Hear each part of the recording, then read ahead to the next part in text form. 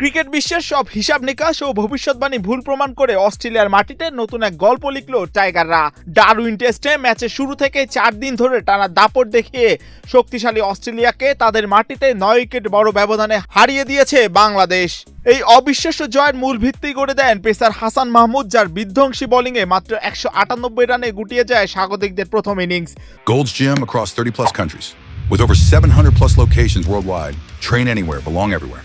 জবাবে ব্যাট করতে নেমে তানজিদ হাসান তামিমের দুর্দান্ত সেঞ্চুরি, অধিনায়ক নাজমুল হোসেন শান্তর 84 রান এবং অলরাউন্ডার মেহেদী হাসান মিরাজের 65 রানের উপর ভর করে 426 রানের পাহাড় করে 228 রানের বিশাল লিড পেয়ে যায় টিম বাংলাদেশ। দ্বিতীয় ইনিংসে ব্যাটারদের ঘুরে দাঁড়াতে দেননি বাংলাদেশের বোলাররা। পরের ইনিংসে বল হাতের রূপকথা লেখেন মেহেদী হাসান মিরাজ। তার ঘূর্ণি জাদুতে 284 রানে অল আউট হয়ে যায় অজিরা। একাই 5 উইকেটে শিকার করার পাশাপাশি টেস্ট চ্যাম্পিয়নশিপে 1000 রান ও 100 উইকেটের দারুণ এক মাইল ফলক ছুঁয়ে ফেলেন মিরাজ। জয়ের জন্য এদিন বাংলাদেশের সামনে লক্ষ্য দাঁড়ায় মাত্র 57 রান, যা প্রথম ইনিংসের সেঞ্চুরিয়ান তানজিদ তামিমের দ্রুত বিদায়ের পরও অত্যন্ত সহজেই টপকে যায় বাংলাদেশ।